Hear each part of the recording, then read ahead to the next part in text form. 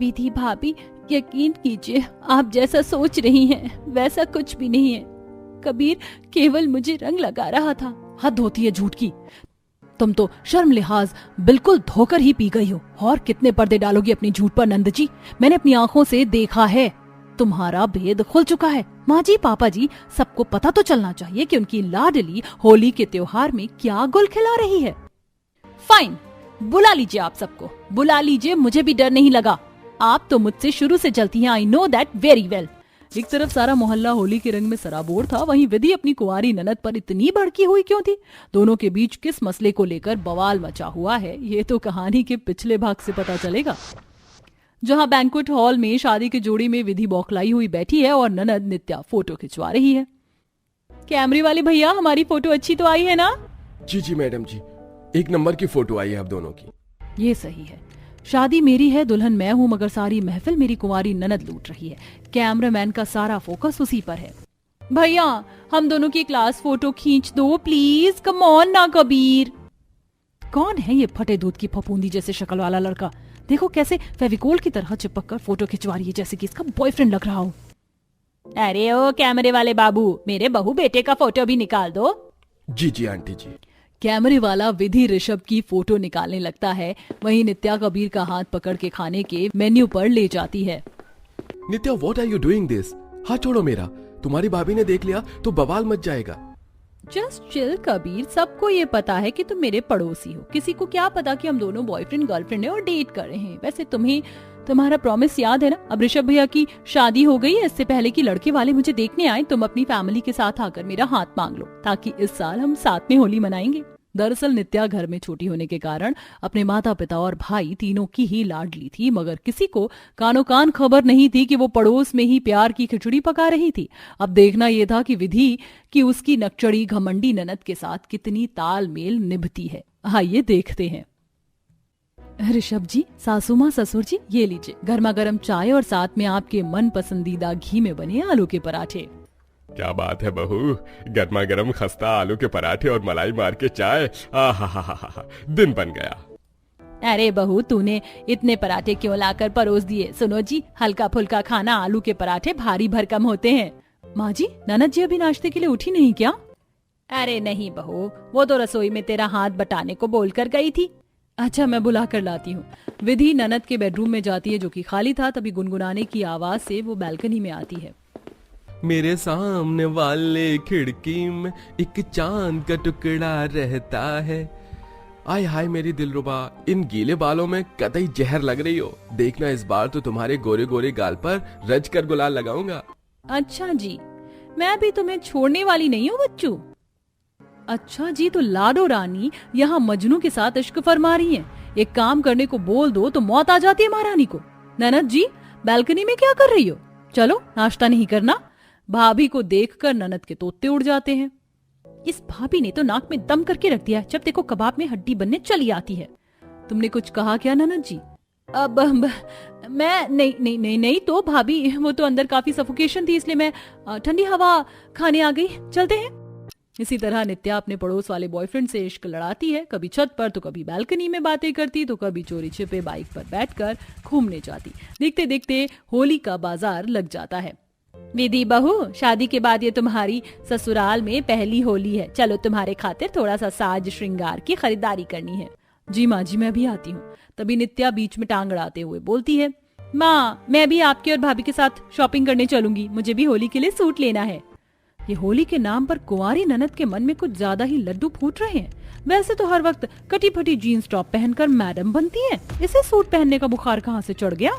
थोड़ी देर में दोनों नंद भाभी शारदा के साथ होली के बाजार में आ जाती हैं। ये देखो बहन जी, ये लाल रंग की साड़ी आप पर खूब खिलेगी, एकदम नया पीस है। ठीक है भैया, इसे पैक कर दीजिए। वाह यार, ये टोमेटो कलर की साड़ी कितनी प्यारी लग रही है। मेरा भी मन है इस होली पर साड़ी पहनने का, मगर मेरी चंट भाभी को शक पैदा ना हो जाए। भैया, मुझे डिट्टो इसी कलर का सूट दिखा दो प्लीज। मगर ननद जी, ये गहरे लाल रंग की साड़ी सूट सुहागिनों पर जचता है। तुम कुंवारी हो, सफेद रंग का सूट ले लो। भाभी प्लीज, आप मेरे लिए रोक टोक मत करो। मुझे पहनना है तो चॉइस मेरी होनी चाहिए। घमंडी कुंवारी ननद दुकानदार के आगे भाभी को छाड़ देती है। वहीं विधि को चूड़ी बिछुआ सिंदूर खरीदते देख ननद को भी अरमान जगता है। मैं भी इस होली पर मेरे कबीर के नाम का सिंदूर लगाऊंगी, मगर इनके सामने खरीदूंगी तो मेरी जलकुकड़ी भाभी सवाल का पिटारा खोलकर बैठ जाएगी। माँ आप ये सब खरीदो, मैं सैंडल देख कर आती हूँ। इस तरह कुंवारी ननद बहाना लगाकर दूसरी कॉस्मेटिक की दुकान से सिंदूर बिछुआ वगैरह खरीद लेती है। इसी तरह होली का दिन आ जाता है। नित्या का बॉयफ्रेंड सुबह से ही गली में भटकने लगता है। वहीं नित्या किसी शादीशुदा दुल्हन की तरह लाल चूड़ी, सूट, बिंदी, लिपस्टिक लगा लेती है और अपनी भाभी के कमरे के बाहर से गुजर रही होती है। हैप्पी होली ऋषभ जी, अब चलिए जल्दी से ये सिंदूर मेरी मांग में भर दीजिए। ऐसी मान्यता होती है कि होली में पति के हाथों से सिंदूर लगाने से प्यार और गहरा होता है। अच्छा जी, तो ठीक है, ये लो मेरी प्यारी धर्मपत्नी। बाहर खड़ी नित्या ये देख लेती है। अरे वाह, आज तो मैं भी मेरे कबीर की सुहागन बनना चाहती हूँ। नित्या कमरे में सिंदूर की डिब्बी लेकर दबे पांव छत पर चली जाती है। उसे जाते हुए विधि देख लेती है और जैसे ही छत पर पहुंचती है तो एक अलग नजारा देखकर दंग रह जाती है। कबीर, मैं तुम्हें दिल से अपना पति मान चुकी हूँ। ये चुटकी भर सिंदूर मेरी मांग में भरकर मुझे अपना बना लो। कबीर जैसे ही नित्या की मांग भरता है तभी विधि अपनी कुंवारी ननद को रंगे हाथ पकड़ लेती है। वाह नित्या वाह, सब लोग तुम पर आंख बंद करके भरोसा करते हैं और तुमने इस 4 दिन के बॉयफ्रेंड के लिए सबके भरोसे को तोड़कर रख दिया। तुम्हारा कच्चा चिट्ठा खुल चुका है मेरी कुमारी ननद। अब बस माँ जी, पापा जी, ऋषभ जल्दी आइए। कुछ देर में पूरा परिवार आ जाता है और शारदा नित्या की मांग भरी देखकर भड़क जाती है। हे भगवान नित्या, तूने कुंवारी होकर मांग क्यों भरी है? बोल, किसके नाम का सिंदूर लगाया है तूने? पूरे परिवार को देखकर नित्या के पसीने छूट जाते हैं। वो सिंदूर नहीं है, गलती से गुलाल चला गया होगा। ननद जी, झूठ को चाहे जमीन में भी दफन कर दोगी ना तो भी सच एक दिन बाहर आ ही जाता है। झूठ सच? बहू तो जलेबी की तरह टेढ़ी मेरी बातें क्यों घुमा रही है? साफ साफ बोल। माँ, भाभी की तो आदत है आग में घी डालने की। मैं बताती हूँ, मैं कबीर से बेइंतहा मोहब्बत करती हूँ और उसी ने मेरी मांग भरी है। यह सुनकर शारदा न आओ देखती है न ताओ, जोरदार तमाचा नित्या को मारती है। बेगैरत, बेशरम, हमने तुझे आजादी दी और बदले में तूने ये दिन दिखाया। हमारी नाक कटवा कर रख दिया तूने। हाँ माँ, नित्या की गलती नहीं है। इस कबीर के बच्चे ने मेरी भोली भाली बहन को प्यार के झांसे में फंसाया है। ऋषभ गुस्से में कबीर का गिरेबान पकड़ लेता है, तभी विधि बीच में पकड़कर छुड़ाती है। ऋषभ जी, क्या कर रहे हैं आप? छोड़िए कबीर को। ताली कभी एक हाथ से नहीं बचती। ये दोनों ही कसूरवार हैं। अब घर की इज्जत का मामला है और होली तो बैर भूलकर दुश्मनों को भी गले लगाने का त्योहार है। कबीर, क्या तुम मेरी ननद का हाथ थामोगे? बोलो। कबीर सबकी शक्ल देखता है। सब गरमाए मिजाज में थे। वह हिम्मत करके कहता है, देखिए, मैं आप लोगों के आगे हाथ जोड़कर माफी मांगता हूँ। नित्या इस घर की लड़की है, किसी की बेटी बहन नंद है, मगर मैं भी नित्या को आप लोगों से ज्यादा प्यार करता हूँ। उससे शादी भी करना चाहता हूँ और हमेशा खुश रखूंगा। पहले तो सब लोग थोड़ी नाराजगी जताते हैं, लेकिन अंत में सब विधि के समझाने पर राजी हो जाते हैं और खट्टी मीठी नोकझोंक से शुरू हुआ दोनों भाभी ननद के बीच से मन मुटाव मिट जाता है। माँ जी, बाबूजी, ये लीजिए गर्मा गर्म तुलसी वाली चाय। धन्यवाद बहू, जुग जुग जीती रहो। माँ जी, मैं आपके लिए जंगल से नीम की दातून भी तोड़कर लाई हूँ। शुगर की परेशानी में नीम का दातून करना बड़ा फायदेमंद होता है। अरे मेरी प्यारी बहू, मेरा इतना काम मत किया कर। सबकी चिंता करती रहती है, थोड़ा अपना भी ख्याल किया कर। अच्छा माँ, मैं काम पर चलता हूँ। रवि, थोड़ी देर बैठ जाओ, गर्मा गर्म चूल्हे की रोटी बना रही हूँ। इतनी ठंड के मौसम में सारा दिन भूखे प्यासे काम करोगे। चलिए बैठ जाइए। रवि बैठ जाता है और आरोही गर्मा गर्म चूल्हे की रोटी बनाकर उसे परोसती है। पेड़ घर में बगल में बैठे बुजुर्ग सास ससुर चाय की चुस्कियां ले रहे हैं। तभी कस्तूरी देवी डबडबाई आंखों से कहती है, यकीन नहीं होता रवि कि बाबू, शहर में सुख सहूलियत में रहती हुई लड़की केवल हमारे लिए संकरे पेड़ घर में गुजर बसर कर रही है। सच में कस्तूरी बहू ने जो हम सबकी खातिर किया है वो तारीफ काबिल है। सारी सुख सहूलियत को भूलकर बहू ने हम गरीब ससुराल वालों के साथ इस कष्ट भरे जीवन को चुना। आखिर क्यों ये पूरा परिवार इतनी कड़कड़ाती ठंड के मौसम में पेड़ घर के अंदर आसरा लिए हुए है? क्या इन गरीब ससुराल वालों के पास सर छुपाने के लिए कोई और जगह नहीं थी? ऐसी भी क्या मजबूरी और दुख रहा होगा? और क्यों एक अमीर घर की बेटी होने के बावजूद भी बहू ने इस कदर कठिन सफर को चुना? क्या ऐसा करने में उसकी अपनी खुशी थी या इस त्याग बलिदान के पीछे अपनों के लिए प्यार छिपा था? चलिए पिछले कहानी से देखते हैं। गर्मा गर्म नाश्ता हाजिर है और ये रही आपकी ब्लैक कॉफी। Without sugar. इसके बाद नाश्ता भी करना है। सब कुछ आपकी पसंद का है, मैंने अपने हाथों से बनाया है। क्या बात है, thank you so much Sushma ji. वैसे हमारी लाडली बिटिया दिखाई नहीं दे रही, कहाँ है? लेट नाइट पार्टी करके आई है आपकी बेटी, घोड़े बेचकर सो रही है। सुषमा जी, यही तो उम्र होती है बच्चों के दोस्तों के साथ घूमने फिरने की। जी लेने दीजिए उसे अपनी जिंदगी। वैसे भी आरोही मेरी इकलौती बेटी है। That's like my daddy. Good morning, daddy. हे अरु, my princess, happy birthday. Thank you daddy. आप ही मुझे प्यार करते हैं, वरना कुछ लोग तो मुझसे इतने ज्यादा खफा हैं कि उन्हें इतना तक भी याद नहीं कि आज मेरा बर्थडे है। मुझे अच्छी तरह से याद है, इसलिए मैंने स्पेशली तेरे लिए तेरी मनपसंद का खोए का हलवा बनाया है। हर साल इससे तेरा मुंह मीठा करवाती हूँ। ओह, थैंक यू सो मच मम्मी। आरोही शहर के टॉप क्लास बिजनेसमैन में से अंकित साजवान की इकलौती बेटी है, जो शानो शौकत में पली बड़ी है, मगर गरीब रवि को दिल दे बैठती है। आखिर क्या होगा दोनों के प्यार का अंजाम? सबने मुझे बर्थडे विश कर दिया, मगर रवि का कल रात से एक फोन नहीं आया। अच्छा मम्मी डैडी, मैं अपनी फ्रेंड से मिलने जा रही हूँ, बाय बाय। आरोही झूठ बोलकर रवि से मिलने आती है। तभी मायूस सा मुंह लेकर गरीब रवि पुरानी फीके से कपड़ों में आता है। जन्मदिन बहुत बहुत मुबारक हो आरोही। तो आ ही गए जनाब, शुक्र है कम से कम मेरा जन्मदिन याद तो है, मगर आज भी खाली हाथ आए हो। ये नहीं कि एक फूलों का गुलदस्ता खरीद कर ले चलूं, गर्लफ्रेंड खुश हो जाएगी। आरोही, मैंने तुम्हें पहले ही कहा था, मैं गरीब तुम्हारे महंगे शौक पूरे नहीं करवा सकता।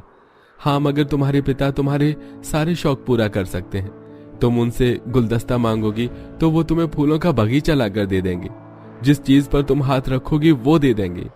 रवि, दुनिया की सारी दौलत में तुम पर न्यौछावर करती हूँ, मैं तुमसे प्यार करती हूँ। तो फिर थाम लो मेरा हाथ और चलो मेरे साथ।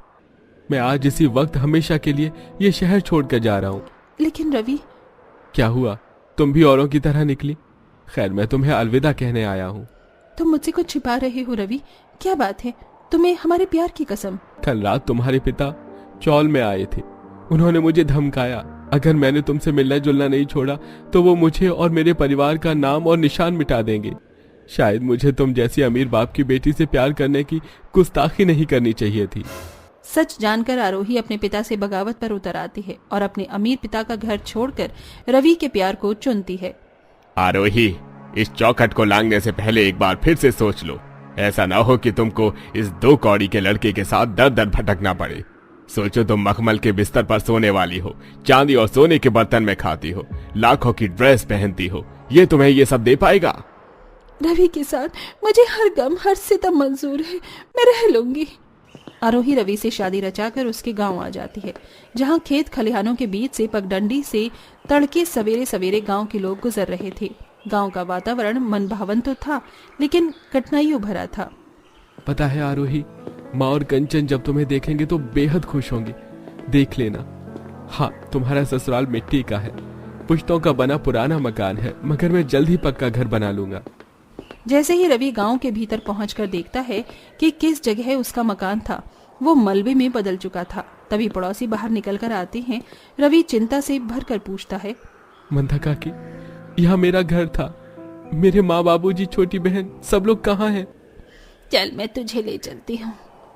गांव की एक महिला रवि और शहर से आई अमीर बहू को उस घने जंगल में ले आती है, जहाँ बहुत पुराने पुराने पेड़ थे। कड़कड़ाती ठंड के मौसम के चलते जंगल में कुहासा छाया था। जंगली जीव जंतु ठंड से शोर मचा रहे थे। मेंढक टर टर कर रहे थे, गिलहरी पेड़ों पर उछल कूद कर रही थी। रवि, ये जंगल तो कितना घना है और कितने ज्यादा तापमान का ठंड है, और कितना दूर चलना है हमें। तभी गांव की वो महिला उन दोनों को एक अधकटे खोखले पेड़ जड़ में ले जाती है, जहां कस्तूरी, कंचन और अधेड़ उम्र के रामदास सर्दी के मारे कपकपा रहे थे। अरे, आज तो ठंड जान लेके छोड़ेगी। अरे कंचन, आग सुलगाई क्या? नहीं बाबा, सारे पत्ते ओस से भीगे हुए हैं, आग नहीं पकड़ रहे। हे भगवान, ये तूने हम पर कैसा कहर तोड़ डाला है। ऐसे ठंड के मौसम में पहले तो हमको घर से बेघर कर दिया। किसी तरह इस पेड़ घर में आग दाब कर गर्माहट मिलती थी, अब तो वो भी आस टूट गई।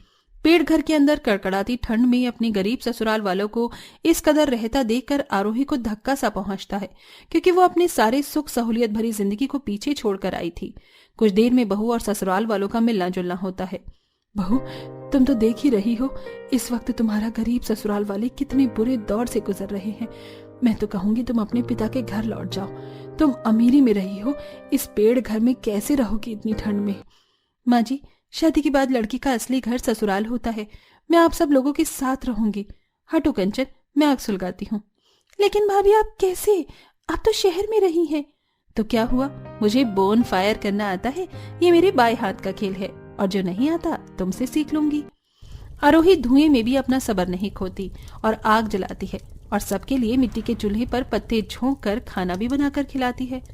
देख रहे हो जी, अमीर घराने की बेटी होकर भी बहू में तनिक भी घमंड नहीं है। मैं तो डर गई ऐसी बहू पाकर। माँ जी, पाऊ जी, आप दोनों को गर्मा गर्म रोटी दूं? एक और ले लीजिए। दे दो बहू, धन्यवाद। जैसे तैसे दिन ढलते हैं, गरीब बहू जंगल के चप्पे चप्पे से खबरदार हो जाती है। अब चाहे लकड़ी काट कर लाना हो या तालाब से पानी भरना, फल सब्जी इकट्ठा करना हो, वो आसानी से कर लेती थी। ऐसे ही एक दिन माँ जी, आप ठीक तो हैं? कितनी खांसी आ रही है आपको? अरे बहू, ये तो पुरानी खांसी है, हर साल सर्दी के मौसम में उठती रहती है। मगर मेरे पास इस खांसी का रामबाण इलाज है। मैं अभी आती हूँ जंगल से होकर। अरे मगर बहू, शाम ढल रही है, अब मत जाश। शाम को जंगल में जानवरों का खतरा मंडराता है। माँ जी, बस मुझे नीम के पेड़ तक ही जाना है। उसमें मधुमक्खियों ने छत्ता लगा रखा है। मैं वहां से थोड़ा शहद और तुलसी का पत्ता लेकर आती हूँ, और ईंधन के लिए लकड़ियां भी तो लाना है। ठीक है, फिर अपने साथ कंचन को भी ले जाओ। चलिए भाभी, मैं भी चलती हूँ। दोनों ननंद भाभी हाथों में मशाल लेके बाहर आती हैं, और बहू पेड़ की डाली पर चढ़कर शहद निकालती है। भाभी, बहुत संभाल कर करना, वरना ये मधुमक्खियां पूरे जंगल में फैल जाएंगी। फिक्र मत करो ननंद जी, बस काम बन गया। वैसे इस नीम के दातुन से मुंह धोना माँ जी के मधुमेही रोग में लाभकारी है, इसे भी ले लेती हूँ। आरोही शहद के साथ साथ नीम के दातून तोड़ लेती है, मगर दोनों जैसे ही जाने के लिए पीछे मुड़ती हैं तो एक मोटा तगड़ा भालू उनके सामने था।